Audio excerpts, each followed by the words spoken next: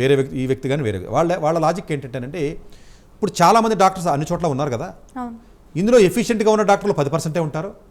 చాలామందికి అంత efficient doctors కాదు వాళ్ళు. వీళ్ళ పల్లెటూరులోనో సి కేటగిరీ టౌన్లోనో బి కేటగిరీ టౌన్లోనో అక్కడక్కడ ఉంటున్నారు కదా, వాళ్ళ దగ్గరికి పేషెంట్స్ అది వెళుతున్నారు కదా. మేబీ ఫ్యూచర్లో జరగబోయేది ఏంటంటే ప్రతి జిల్లాలో కూడా ఒక పెద్ద హాస్పిటల్ కట్టి ఎవరో ఒకళ్ళు పెద్ద స్క్రీన్ అది పెట్టి అక్కడ ల్యాబ్స్ లాంటి ఎక్విప్మెంట్స్ లాంటివి పెట్టి డాక్టర్ని డైరెక్ట్గా 1-on-1 డాక్టర్స్తో డైరెక్ట్గా దగ్గర మనం ఇలా మాట్లాడుతున్నట్టు అనమాట అండి.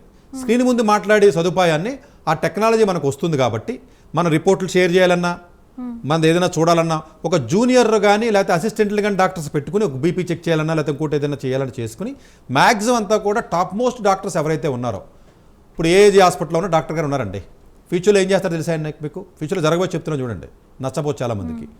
ఆల్మోస్ట్ మీకు పల్లెటూరులో చిన్న చిన్న ప్లేసుల్లో ఉన్నటువంటి పేషెంట్స్కి యాక్సెస్ ఇచ్చేస్తాడు ఆయన. ఇచ్చేసి ఏం చేస్తారంటే ఒక బిల్డింగ్ కడతారు, ఒక హాస్పిటల్ లోకల్గా ఉన్న ఒకళ్ళ డాక్టర్లు పెట్టుకుంటారు. వాళ్ళు పెట్టుకుని ఈ డాక్టర్స్తో డైరెక్ట్గా అపాయింట్మెంట్, వాళ్ళు సిటీలోనే ఉంటారు, హైదరాబాద్లో ఉంటారు వాళ్ళు. సో అక్కడ అపాయింట్మెంట్ అమౌంట్ తీసుకుంటారు. మొబైల్ ల్యాబ్స్ వచ్చేస్తాయి, అంటే ఏదైనా పెద్ద పెద్ద ల్యాబొరేటరీస్ అలా కాకుండా ఇప్పుడు అన్నీ వచ్చేసినాయి కదండి, చాలా సింపుల్గానే వచ్చేసినాయి కదండి. ఇలా రావడం వల్ల డాక్టర్స్ యొక్క శాతం 50% వరకు వీళ్ళ అవసరం ఉండదు అన్నది ఒక ఎస్టిమేషన్. ఎందుకంటే ఇప్పుడు నాకు మంచి డాక్టర్ కావాలండి, నేను ఎక్కడో ఉన్నానండి ఉదాహరణకి.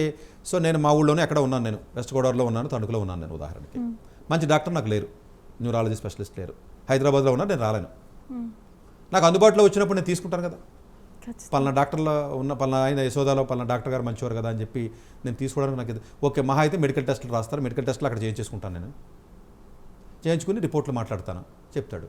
వెళ్ళగలిగే అవకాశం ఉంటే వెళ్తాను. అంటే టాప్ మోస్ట్ డాక్టర్స్ ఏ విధంగా అయితే ఉంటారో ఆ డాక్టర్స్ని మిగతా లో లెవెల్ ప్లేసెస్ కూడా, చిన్న ప్లేసెస్ కూడా అందుబాటులోకి వస్తుంది.